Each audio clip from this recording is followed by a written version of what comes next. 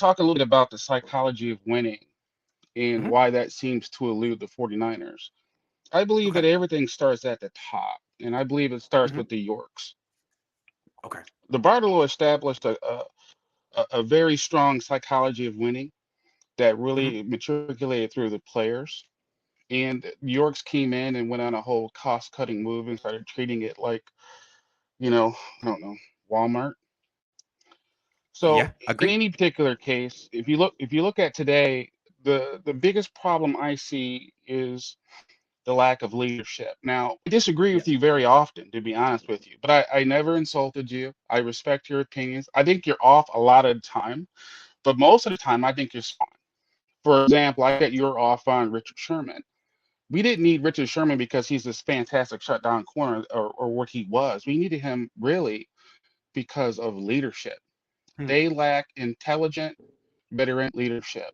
The minute you have players all of a sudden beginning to mimic a coach who has poor leadership, you do Ooh. have serious locker room issues. Yes. Kyle Shanahan doesn't take accountability. He No, doesn't he handle doesn't. the media well. No, He he acts doesn't. like an entitled child, a kid Yes. who's smart, who thinks he's so smart, like supervillain smart, Yep. that he doesn't have to answer questions because I'm better and smarter than you. He's very privileged. Chip Kelly had the He lives a same privileged attitude, I gotta life. say. Yeah. Yes, Yeah. same type of thing. Like there's the most important privilege I think in the world today is parental privilege. Kyle had Mm. that. He went to the best schools. He had the best opportunities. He Yeah. started working for his dad. I mean, he had so many Yeah. great opportunities, but the lesson he did not learn was how to lead men and how Right. to portray that. So what you have Right. now is Nick Bosa, who's a meathead, doing the same leadership style that Kyle does, not taking accountability, throwing people under the Yep. bus. It's It happened D'Amico's with fault. him. It's happening with Kittle. Yep. Only person that's acting like a leader that has a good chance to be a good coach, although he may not survive this season, is D'Amico. Yep. Um, at the end of the day, they lost the last game because of Kyle Shanahan. Now, let me pivot to Jimmy Garoppolo, who's also a meathead. And what I mean by a meathead, you're not going to confuse him with Peyton Manning, who probably No. had just as much physical skill as Garoppolo. Yeah. But what No, I Peyton call did is Garoppolo that Derek he put his Zoolander, if you know what team. I'm talking about. Oh, absolutely, absolutely. He's So what you Zoolander. see with Yeah. Garoppolo is, yeah, he is Zoolander. Yeah. He is a meathead. People tell him all the time, "Oh, you're so good looking. You're so good looking." You know, it's just that's not how you develop a winner. It just isn't. No. Yeah. It just isn't. And he had a grand opportunity in that game because when he's on the field, where he messed up in this game is by not winning it. Because again, we've created the psychology.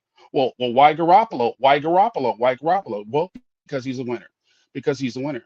But if you're going to be labeled as a winner as your strongest attribute, Yeah. then ultimately, ultimately, you need to win. So they've Yeah. created this paradigm for Garoppolo that he wins, he's good. He loses, he sucks in the fan base. And Yeah. that's really what's happening. It's the psychology of Garoppolo. And Yeah. Garoppolo could have put all that stuff to bed. He could throw 5 interceptions. He could fumble the ball 3 times. But if you have the chance to win a game in the last drive, if you're Garoppolo, you better win the game, Yep. right? Yep. Now, he's on the field. Is he the one taking the snaps? Yeah. Yes. So Brett Favre told Aaron Rodgers this one. He told him this. His first advice to Aaron Rodgers was this. He goes, make plays, win despite the coach. Yeah. Okay. Now that's good advice and it's bad advice at the same time. But what he's saying is that when you're on the field, you're the leader. You're Yep. in charge. Yep. You snap the ball. At what point you want to snap the ball? Right. Now people are Right. saying, "Oh, we don't You know don't let if we something would bad have happen scored." Blah blah and just blah. shrug and be like, well, the coaches, that's what they gave me. That's the play they gave me. It was their fault. Make it happen. Let me ask you a question. That last drive, would that have happened to a Belichick team? Do No. you think a Belichick team, the whole entire team, They would have been prepared for that would have not situation. have known about They the would have been clock? prepared for that situation. Yeah, that's what I'm saying. That's part coaching, but that's Garoppolo's failing because he had the position and the power to take the snap at 2 seconds and throw the same Yeah. pass to Husek. He had that power. Number two, Yeah. at the end of the game, people are, oh, they allowed him to throw the ball. This is Aaron frickin' Rodgers. You don't think he can go 30-something yards in 37 seconds? It's Aaron Rodgers. He's Mr. Hail Mary, right? Mhm. But here's the biggest problem I had with that drive. It wasn't defensive lapse. I think there were better throws than it was a defensive lapse, to be honest with you. My biggest problem was that when the receivers caught the ball, hit the ground, where's the defensive players that are aware of the clock to get on top of the Right. receiver, tackle him, Right. hold him down, Yeah. take off more Yeah. seconds?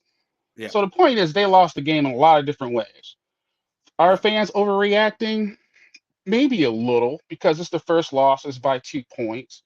And honestly, if you're a betting man, which I am, and you're betting on a game and you get 3 points and a Hall of Fame quarterback, you take the Hall of Fame quarterback and 3 points. Yeah. Which is how I kind of look at this. I look at the current game the same way.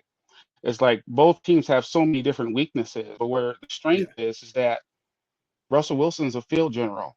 He's going to make the right call. He's going to run the ball down to the 2 seconds. He's going to scramble for 3 yards for the first down. He's going to throw the ball away instead of throwing a backwards fumble. That's where the frustration is. But ultimately, if you're the head coach and you're playing a football game, this is basic football knowledge. You can't get there with 4, you send 5. You can't get there with 5, you send 6. If he's going to throw the ball down the field anyway, at least we can do is hit him.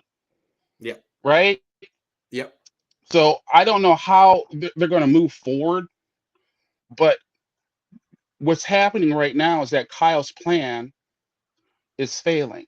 He's finding out that he's not as good as he thought he was. He's finding out that all of a sudden the people in the NFL are using 5-man fronts to stop their double team blocks, to stop their wide zone their wide zone running game. And now he's saying, "Oh crap, I got to throw people out of this." Right? Is it Garoppolo's strength? Yes and no. Here's the problem. When Garoppolo first came here, he was carefree. He was like, "Screw it. I'm going to show it everybody I can do." So he was great. But the minute he got his contract, he's showing up in public with porn stars. He's got this big smile, lackadaisical stuff, not taking any kind of shit. I want a quarterback that's going to yell at the center. Mac, get your sweaty tuckus in gear. Stop letting people run through my line. Brunskill, what are you doing? Yell at these guys. Give me some help. So, how do the 49ers fix this? Obviously, Kyle's going to be here. I think the best leadership that they have in the organization is John Lynch. I think he's good leadership. I think he's been trying to influence Kyle in a positive, passive way. But someone's got to get in Kyle's face and hold him accountable, and that falls on Jed. It just does. Agree. Jed's got. Papa, I got to take another call, man. You're killing it, but you're on a long-winded rant. I got to take another call. It's good to see you though. Sorry. Call in anytime.